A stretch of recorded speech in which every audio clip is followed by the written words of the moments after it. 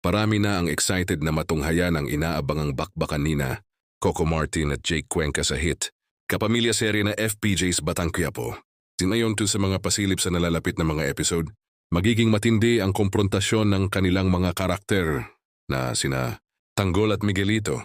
Magaganap umano ang isa sa pinakamainit na girian sa mismong Maynila City Hall kung saan haharap si Tanggol sa matinding puwersa ng pamilya Guerrero na pinamumunuan ng karakter ni Jake. Dahil dito, inaasahang magiging puno ng tensyon at aksyon ang mga susunod na eksena sa serye.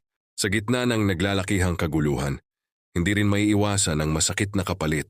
May ilang karakter ang posibleng magbuwis ng buhay sa gitna ng labanan laban sa mga kakampi ni Tanggol na sina Tindeng, Roda, Spongay na ginagampanan ni Charo Santos, Joel Lamangan at Maris Racal.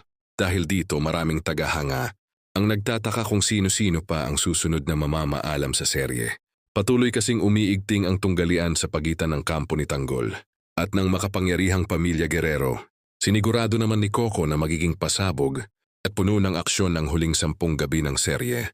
Raratsada ang bakbakan habang naghahanda si Tanggol sa isang malaking digmaan matapos ang sunod-sunod na pagkamatay ng kanyang pinakamalalapit na kaibigan at kakampi. Sa mga nalalapit na eksena, matutunghayan ang pagsiklab ng isang malaking revolusyon kung saan makikipagsanib puwersa si Tanggol sa taumbayan, tuyang tuluyang patalsikin sa kapangyarihan ng pamilya Guerrero.